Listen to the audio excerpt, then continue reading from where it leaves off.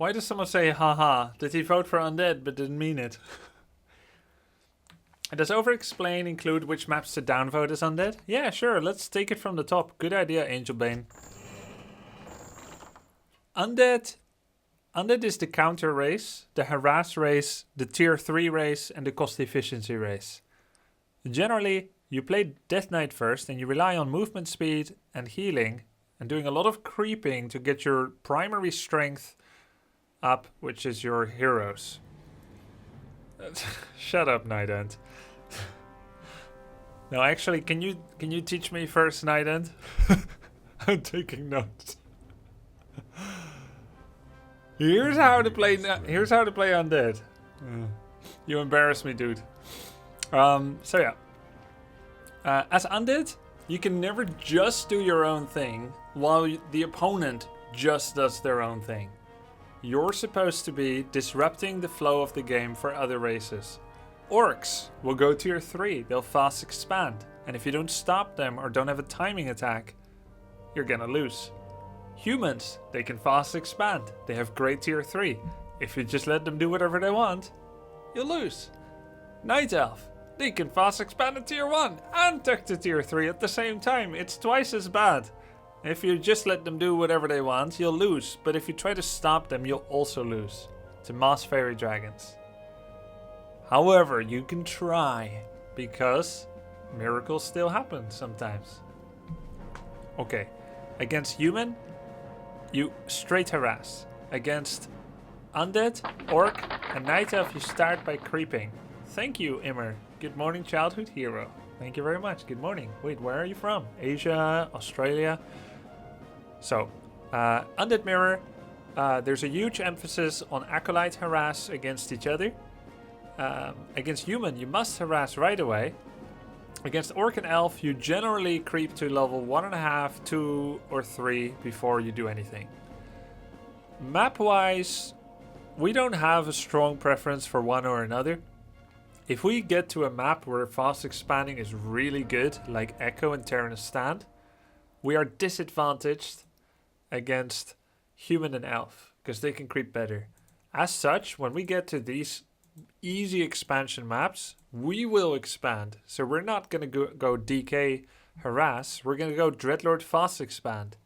But if we get to maps where fast expanding is not easy, like Turtle Rock, Twisted Meadows, and to a degree Concealed Hill, as well as Swamped Temple, we're going to harass. Let's get things started, see who we're against, and take it from there.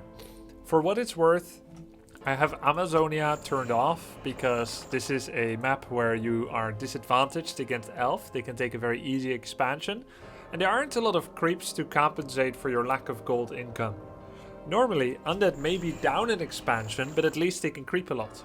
No such thing on Amazonia. The map is too small to have any kind of maneuvering capabilities. We also turned off Plunder Isles and Terrisful Glades, simply because preferentially I don't like them very much.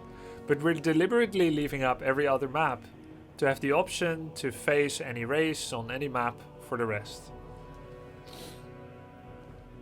We're now searching a game, we'll see what matchup we have, and once we see that, I'm going to take you through the general game plan, things to look out for, the general win condition, and how we try to get there. We are searching game now, so once we see who and what and where. Keep in mind we've got two openers. DK Fast Tech into Delayed Cryptfiends and Fast Tier 3. Or we can go for Dreadlord Fast Expansion, generally with Mass Ghouls.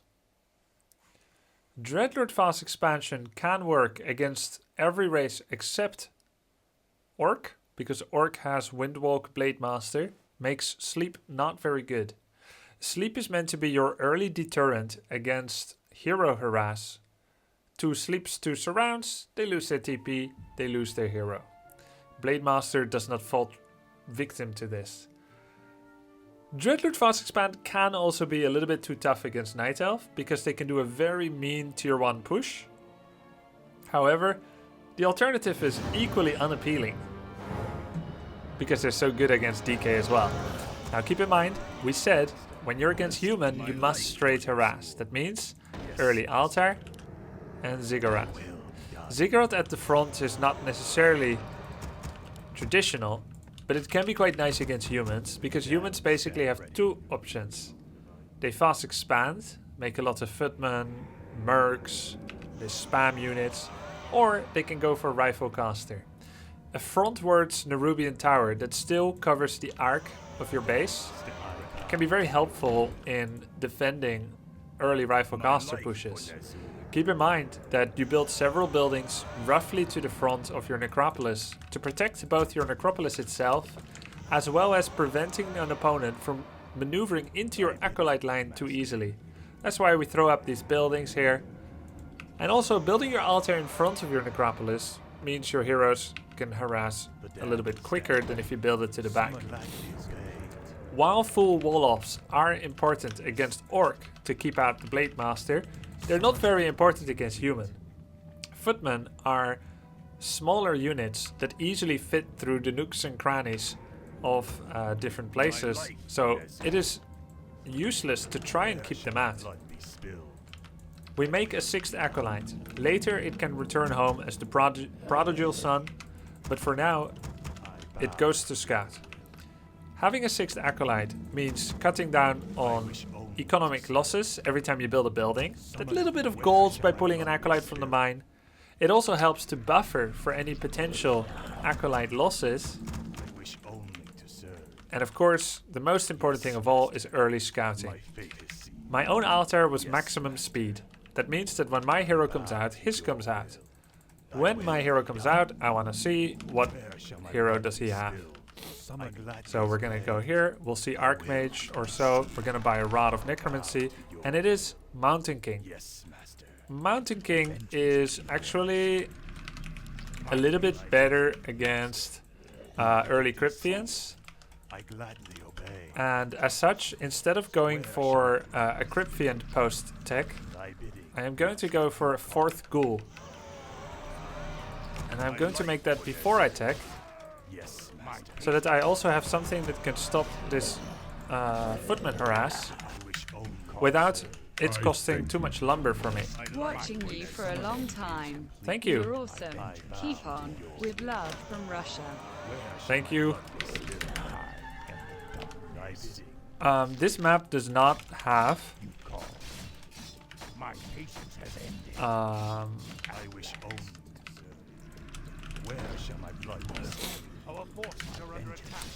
this map does not have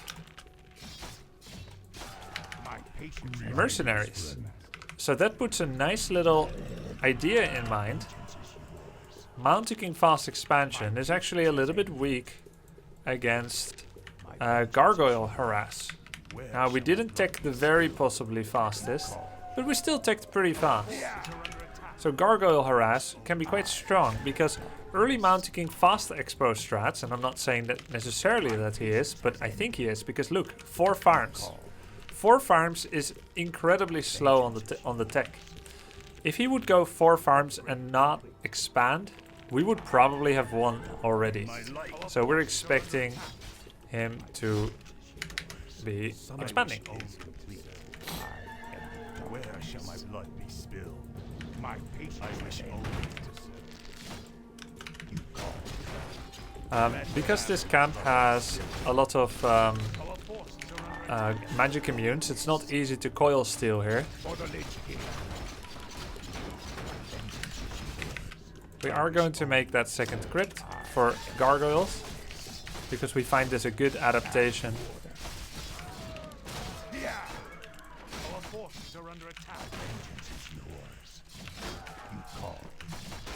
For the Lich King. Now I'm of course under threat of getting surrounded by Stormbolt. We're going to use our Scout Ziggurat, a Scout Acolyte, to build extra Ziggurats. We stay away from the easy bolts around if we can.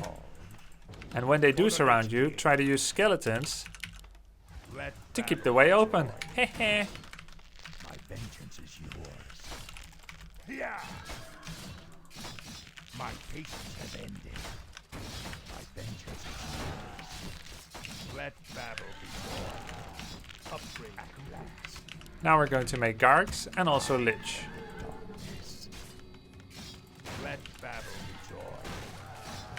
We got a good amount of peasants. We saw that little moment where he couldn't build the town hall because he had no lumber anymore. And that's because of the harass and, you know, no lumber mill and 4 farms and scout tower. Quite a lot of investments. Now, it is very important to stop the first guard tower, whatever happens. As such, we're going to get another rod. We're going to take a circuitous, a roundabout way to his base. We don't want to meet him at the most logical path. And we're going to sacrifice, come what may, ghouls, DK, what have you. No matter what, we must kill that first tower or this attack will not work. We're looking for a win condition of gargoyles that harass non-stop. If we get it, we can win, just like that. But if we don't get it, then it could be bad. So if he kills my DK, I don't care. Like, I'll prefer if it doesn't happen, but it's okay.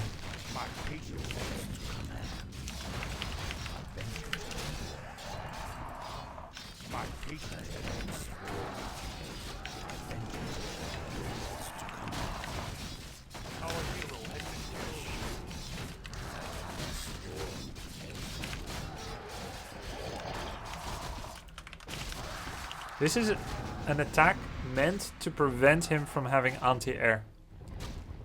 Knowing that he doesn't have blacksmith, he doesn't have rifleman, he doesn't have dragonhawk. That's why we go for an air unit, and that's why DK is expendable. He has 1 tower, suddenly I'm not okay with losing my DK. If I'm not going Gargs, I'm not okay with losing DK. But it's very important to know that. We're gonna take a small look at his main base as well.